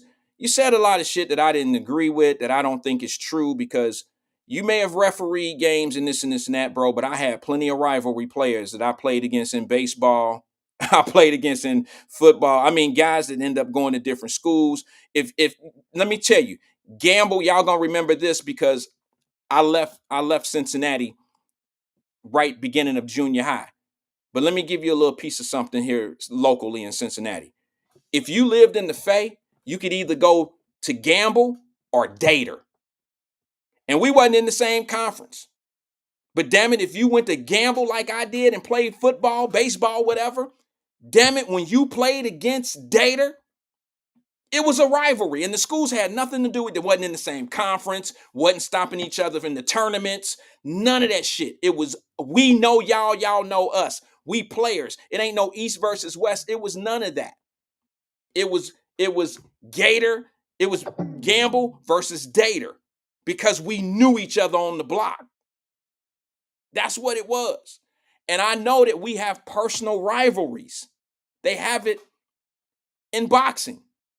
People are in different weight classes and say, oh, he dominated that weight class. He dominated that weight class. We're going to meet in the middle. They become rivalries. They don't have to fight 4 times. Yeah, there you go. Another one. Who said that? Donald Broach. No. Stephen Speed said Porter versus Bloom. Damn right. But we wasn't in the state. I don't know if they was in the same conference. I know Gamble and Dater wasn't. But Porter and Bloom. If you live down by Lynn, if you go to Bloom, you live up that side. If you go to Porter, you live down in Law Holmes Lincoln Courts. That was a rivalry because we play together. We play outside together. We shoot hoops together. You go to Porter, and I go to Bloom. I went to Porter. You go to Bloom. What the heck? That's a rivalry. Not in the same division. So, I mean, there's just certain things that I know, and maybe it's not even the right terminology. Maybe I'm wrong, because I admit to him, I'm going to give him some credit. I understand how rivalry is really supposed to be. It's a consistent matchup of two teams in a conference. And I don't know if it necessarily has to be a conference, because the Celtics and the Lakers were rivalries back in the 80s. And they were in 2 different conferences. They were in the same league, but 2 different one was East Coast, one was West Coast. They wasn't in the same conference. So maybe, I mean, 2 things can be right. We always know that, but I'm just trying to figure out what makes you think that Caitlin Clark versus Angel Reese is not a rivalry. They played each other for 2 years, twice a year. Some of y'all coming up with these fake ass rivalries and shit. Cape ain't had no rivalry with nobody, Ron. Stop. He said Cape versus, I don't even know who PHSI. Who the hell is PHSL? Making up shit. There you go, Donna. UC and Xavier. That's a rivalry. Not in the same division or anything. It just happened to be in the same city. So it was a rivalry created, but it was a once-a-year thing, right? So that's what creates a rivalry based on Drop's point. So I'm not saying he's wrong. I just don't think him discounting how I see a rivalry might be wrong of what he's saying. I'm not trying to discount his definition of a rivalry. I'm not doing that at all. I just need you to understand my point of what a rivalry is. Maybe I'm wrong. I don't know. Let's go to the phone lines. Let's see. Let me see here. Who we got? Told you I have this new line, so I'm still working on the wrinkles of it. Good afternoon, caller. This is Wyatt. Who am I speaking with? How are you? I'm doing fine. Can you back up just a little bit, bro? Because we just said, how are you? But who am I speaking with? Hi, my name is Fame. How are you doing? Hey, Fame, perfect caller. What's going on with you, brother? How you feeling today? I'm out. Uh-oh, you breaking up, Fame. Can you hear us? Yeah, I can hear you. Can you hear me? Yeah, it sound like you're on a speakerphone or something, though. No, I'm in a parking garage, about to go place my action. Oh, For okay. tonight. For tonight, who you got? Can I ask you that? I don't bet on women's sports. Oh, okay, my bad. You don't bet on lady sports. Okay. No, It don't pay the same? no, it all pay the same. It's just I don't. It's just no, I'm not betting on that stuff. Okay. What's up? What's on your mind today, bro? I gotta agree with Drop. Okay. He's 100% accurate. About what part? He said a couple things. They're not. First of all, those women are not rivals. They were built to be rivals to sell a product. Okay, so that makes them rivals, whether it's paper or if it's real, right? Yeah, but after this tournament, nobody will care to see LSU versus Iowa. Iowa's only good in wrestling. That's their marquee college sport, wrestling. Well, they're in the Final Four this year. I mean, you don't think that's good? This year, once that girl's no, gone, they were in the Final Four last year and went to the championship last year, Faye. Again, once that girl is gone, nobody will care about Iowa basketball. I don't know about that. We can't trust me. Well, nobody maybe will not. Care about, will they care about LSU? Before? Well, yeah, because they have stars. Kilmoki, she's a star. You mean the coach? She's won titles at Baylor. Meaning the coach. As a coach. Meaning the coach. Okay. She's won, titles at Baylor. She's flamboyant, and she talks a little shit. So she's marketable. So let me ask you this, Fame, because I value your opinion. It's sports. I don't like the fact that you don't bet on women's sports when in fact it pays the same. To me, that sounds a little different, but I do value your opinion on this. What, you don't think that Caitlin Clark versus Angel Reese is a rivalry, and it was sold to be that? You don't believe that? It's just like I told you the other night. It's black versus white. You have a Rubenesque, pretty black girl against a homely worker bee-looking white woman. It has nothing to do with who happens to be able to shoot the laces off the ball. Okay, it has nothing to do with those are the two best players on those teams.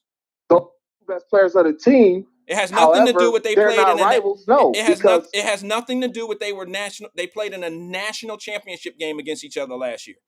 That's a one-off. That's the main thing, bro.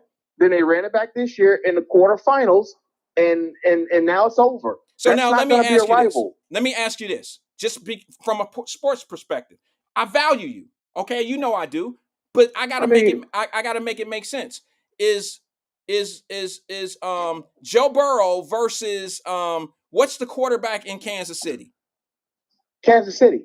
What's Patrick Mahomes? Yeah, is Patrick Mahomes versus Joe Burrow, is that just because they're black versus white, or is that because they're two teams in a division that face each other each year, and the possibilities of them moving on to the championship game, one of them have to win? So is it black and white in that case, or is it the fact that you have two teams seeking out a championship? Burrow did the unthinkable and went there and beat him in his own city. So it was the competitiveness that makes it a rivalry, no, not the black and white. It was the one. Wait a minute. You understand what I'm saying? I am, but you said I'm sorry. No, I wanted to know what the runoff is. That's what I was about to ask you. So you're saying it's the runoff, but it's been the runoff for 4 years. One-off. The one-off. That's what I said. The one-off. It's been the one-off for 4 years now. So when is the one-off going to stop? Because in that season, Joe Burrow beat him twice. Came back at home, and then went over there and beat him in the playoffs. And then came back the next year and beat him again. So he was 3-0 against him. He forced the rivalry. These girls are just split 1-1. It became a thing because of the run to the championship. Because of the run of the championship. It wasn't because Angel Reese. Caitlin Clark kind of started it with the you can't see me thing. But she was doing it. Let's be honest. Mocked it. Let's be honest. Let's be honest, because you will be honest about this. But Caitlin Clark was doing that last year all season. That wasn't meant for LSU. She was doing that all year when she was hitting those 3 points. She did it on a national stage to the white girl who was playing at Louisville at the time. She did it to a white girl first. Hold on. She was at Louisville at the time and became the LSU teammate, and that's kind of why they lost. They put that same white girl on her. They put their point guard. It has nothing to do. They're not rivals because Caitlin Clark has the ball 90% of the time. Angel Reese, she doesn't handle the ball. Somebody has to get it to her. They're not individual. They became individual rivals because one's black, one's white. What sells better on TV more than anything? Well, black versus white. Let me say this. Just like I told you on Monday. You did say that, and you're obviously sticking to your circle on that. But let me tell you something. You don't have to be the same. You don't have to play the same position in order to say that the rivalry isn't really there. You can't say just because both of them aren't point guards that's not a rivalry. One plays point guard, one plays center. That's very significant. No, it's not, because at the end of the day, it's about the numbers you put up. It's about how your team depends on you to win. It has nothing to do with who touches the ball more. Maybe they need Angel Reese to get more rebounds and give more assists and set more picks or whatever. That's what makes her a three-dimensional player, or she's better on defense. She's a lockdown player. And I'm just saying that in general. You don't have to be the one that shoots and scores all the points in order to be the one that's making the biggest difference on your basketball team. You know that. I disagree with that. Okay. But the main thing I called to talk about was Emmanuel Acho. Okay.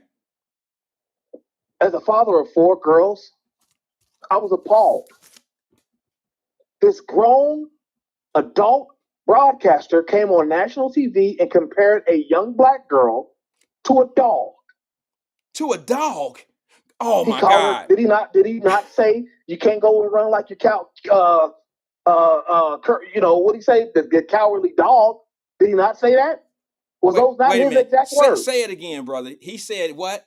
You can't what? Well, what did he call her? Courage the cowardly dog or something like that? Some cowardly dog. No.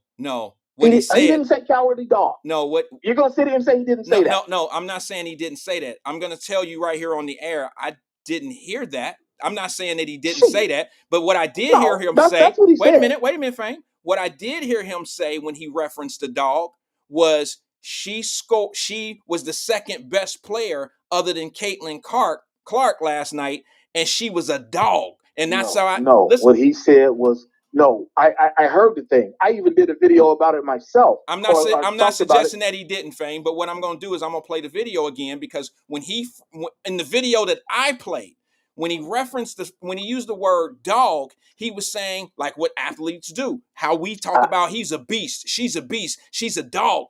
He said that she was the second best player outside of Caitlin Clark in that game. And he ran down her numbers. No. 20 points, 20 something rebounds, and he said dog. That's dog shit. What he said on the original video, what he said was, you can't go acting like you're the big bad wolf and then come out like Courage the cowardly dog when you lose. Those were his exact words. Okay, maybe so. But I don't think that's comparing her. Mammies, I'm just giving you what you get. Go ahead. I got some time. I don't see it that way, Fame, when he says you can't come out like the cowardly dog, when he just, I don't see it. I don't take that in context the way you do. So maybe he did say it, but based on the conversation, we're going to see things differently. Absolutely. But I'm just saying, and I'm not mad at you from your point of view. I hope you're not mad at mine, but I'm just saying that if you can't use the frame dog and be something great and powerful, and you don't have a problem with using it in that context, but when you're talking about a soft dog, now you got a problem and say, oh, he comparing it to a dog. This black man bring this black girl and say shit. Did you have a problem with him saying she was being a dog with the numbers she was putting up? Was that a problem? Yeah, because he's a professional broadcaster and words matter. He's got to come up. He knew what he was going to say. This ain't no off the top take that he was given. He was prepared before the show. He knew what he was going to say. He's a professional broadcaster. Words matter. He's got to come up with better euphemisms or something. Bro, we all talk like that. Listen, I expect more from you. There's certain words you shouldn't be using. I'm not even worried about the second dog. I'm talking about the Courage the cowardly dog. You and Drop on some bullshit today. Y'all tag teaming me with bullshit. There you go. because Drop and I, On some both bullshit. have a certain affinity for our daughters. Oh, and I don't. Apparently, Oh, and I I don't. didn't say you. I did And not I say you don't. did. That's why I said a certain. Oh my I didn't say we're goodness. the only ones that do. Listen, let me say something to you. When my baby who play point guard, when I tell her, when I look over and before the clock start, we got this little hand gesture we do when she going out on the clock, walking out on the court, and she already know what that means. It means be beast. It means be a beast. So now, what am I saying to my daughter? Go out there and be a monster, be a beast, right? But do I mean that she's a little black Nobody girl can tell you how to talk to your own personal daughter. You're talking to Emmanuel Acho. We talking about a kid. We talking about an athlete. Eating Tether was talking to a national audience. We talk. There's a difference when you're talking to your one daughter that you spit out at the tip of your joint. But what we talking about is this, brother. To a national audience. What we talking about is this. Most people that watch athletic shows, that watch First Take, most people that watch Sports Center all day know the terminology when used in sports. And we know when somebody's called a dog, we know what it means. When we know what the reference means. All great. We know what being beast is. We know what all that is. And here's the thing. If women want to be powerful in sports, if they want to be independent in sports, they want to call themselves a beast and they want to call themselves a dog and all that old shit. Don't get mad when somebody call you the same thing. I don't remember her calling herself that. They do it all the time, bros. But I do remember. They do it all the time. About Angel. We're talking about Angel. She not do they, it. She not do plural, it. She singular. do it. She do it. I don't remember her calling because herself you don't a follow. dog. Do you follow her on social media? Because I don't. Yeah, I do. Okay, and she ain't never called herself a dog. She ain't never said I've been out there in dog mode. She ain't never said that. The only mistake I ever remember her making was when she shitted on Jill Biden for trying to invite both teams to the White House. Okay, I said, you don't want to start crossing up. You don't want to start crossing and I respected her for that. Figures. I respected her for that. I respected her for saying, "No, we won the game. Why y'all inviting the other team?" I respect her for that. Right, but I was like, you kind of want to stay away from political figures. That was my only misstep that I felt she made. However, this young lady, they sent AI sex tapes of her. They were posted online. They were clearly AI, but they did it. So she was sexualized. She's not making up none of this stuff. Listen. Let me say something to you, though, Fame. Let me say something to you. Some of us create our own chaos. We create, and I'm not saying that it's right or wrong of people doing AI stuff on you, but when you come out and you put out sexual pictures of yourself, that opens. She was in a swimsuit model. Okay, bro. She was a swimsuit model. Okay, bro, you not listening. Swimsuits get your joint hard. I showed you. Something? I showed you a swimsuit model picture of her. I told everybody. It's class. It's classy. It's tasteful. There's nothing wrong with it. But this is one of the soft picks. This is a moderate pick. She's done things that's provocative before on her social media. I didn't realize that, Fame. I didn't know that. I don't follow this little girl like that. I don't follow her like that. But when my daughters and them give me information like that, she be over the top. She do this, she do that. She show this, she do that, and blah, blah, blah. I got to look at that and say, well, if my daughters and them see that, I don't follow the little girl, so they have a certain way of thinking about her as well because she sexualized herself first. She made herself, she put herself out there. That opened up the door. There's a lot of WNBA girls that are out there that do certain things. I just showed you that picture of the one girl from South Carolina. Let me see if I still have it, Fame. You remember the little girl that you called a man and all that, said the big ass head and all that. That little girl then took swimsuit model pictures before, but she ain't done half the shit that Caitlyn, that Angel Reese has done to make her become a target. Like Angel Reese. Say it again. She ain't as pretty as Angel Reese. Maybe in your mind, some people might disagree with that. But listen, what it didn't coming from the Wyatt household, your two daughters, while they might be pretty, they might be attractive. I imagine just the way you talk, I imagine that they were reared to be a little conservative. And so therefore Angel Reese is going to come out as over the top to them. No, bro. Listen, bro.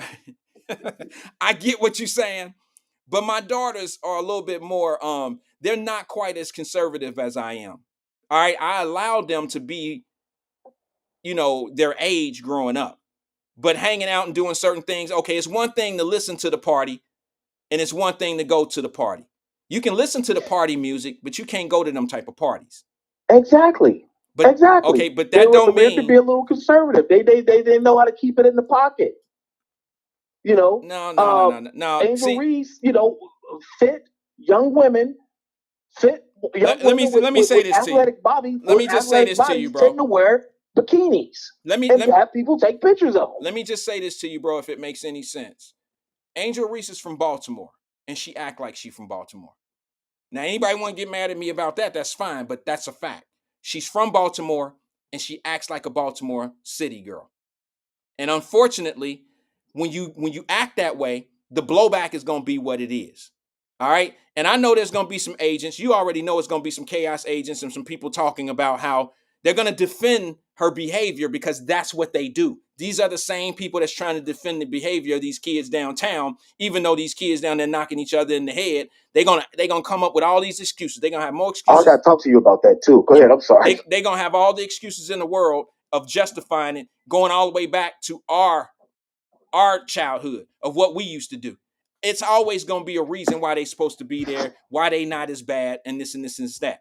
It ain't even about the kids to me, to be honest with you, bro. It's what the parents allow them to get away with. Now, from what I heard, Fame, I'm not trying to switch the gears, but I'm going to switch it just for a hot second because I'm up against the clock. I'm up against the hour. But I heard that the chief of police is now suggesting or making some type of comments. I haven't heard it, but I heard it through some shows or something, that the chief of police is now considering charging parents for what their kids are doing out here. And I was the first one to tell everybody on this program that there are already truancy laws on the books that the police can actually charge the parents for what they're doing. It's aiding and abetting. I believe it's contributing to the truancy, to the delinquency of a minor. Yes, exactly. And I was trying to tell that's people something that's not necessarily profound thought. I thought that was on the books when I was a kid, 30 years ago, 35 years ago. It probably was. I don't know, but I know it's on the books now. You see what I'm saying? And when I was saying that, I got I got blowback for that because I was trying to tell y'all, look, you got to have a deterrent. It's not going to take 200 parents to get arrested. It's only going to take 1 or 2. And then when the word get out, parents might step in line and do some different things. But if parents don't have to do that, if they don't have to check on their kids, if they don't have to look into certain things, then some parents won't. They just won't do it. So I don't understand what the problem is. But when I made that comment that there is a truancy law on the books in Hamilton County that parents can get arrested for what their kids are doing, I was told that I was wrong.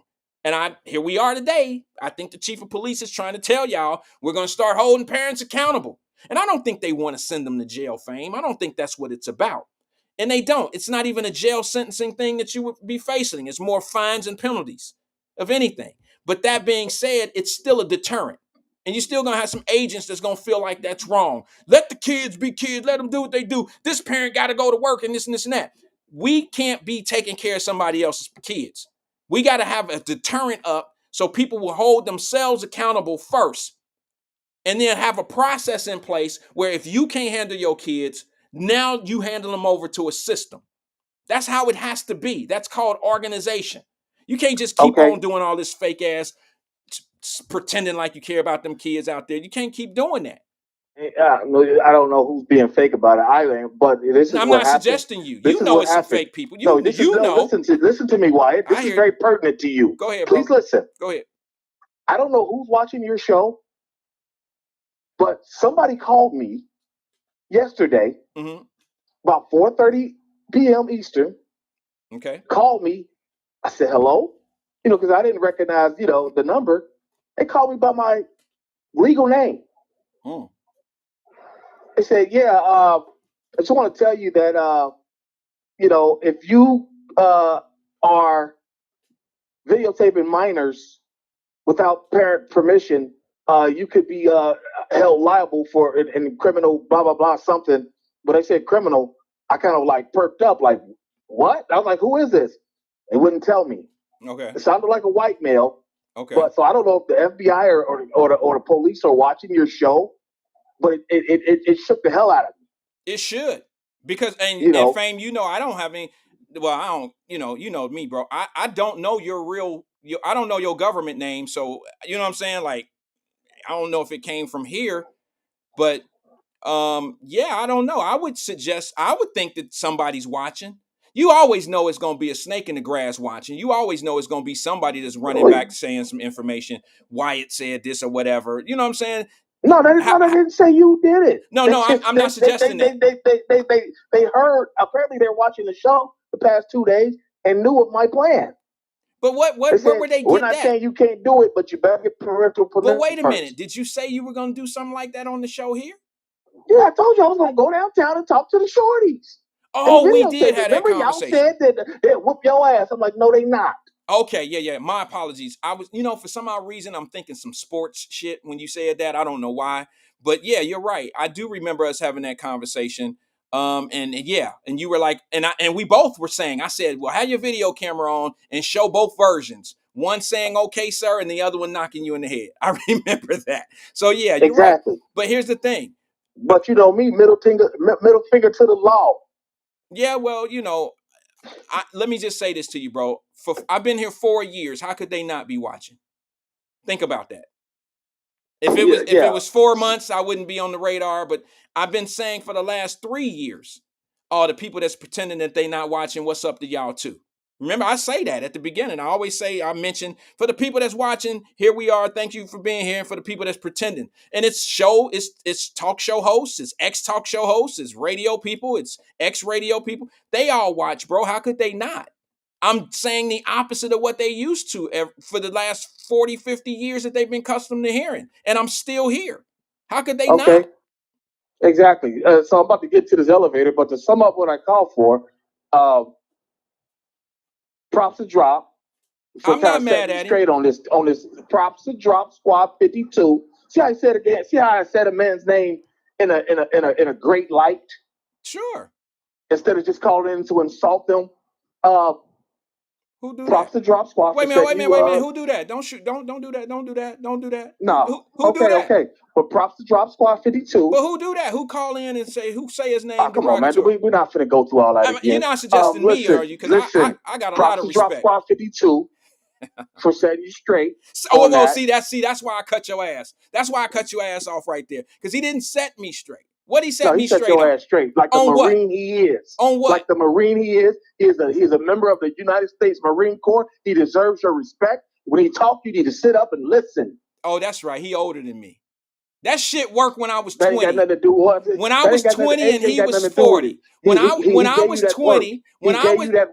was 20 and his ass was 42, that shit works. Sit down, young grasshopper. Sit down, young grasshopper. In the same high school building. No, he's just a few years older. Get out of here. Get out of here, bro. I was the water boy. Right, though. No. Those girls ain't rivals. And like I said, they are. On Monday, this was built for TV. You know, sports games that you watch on television, they're just television shows. They're not always athletic competitions.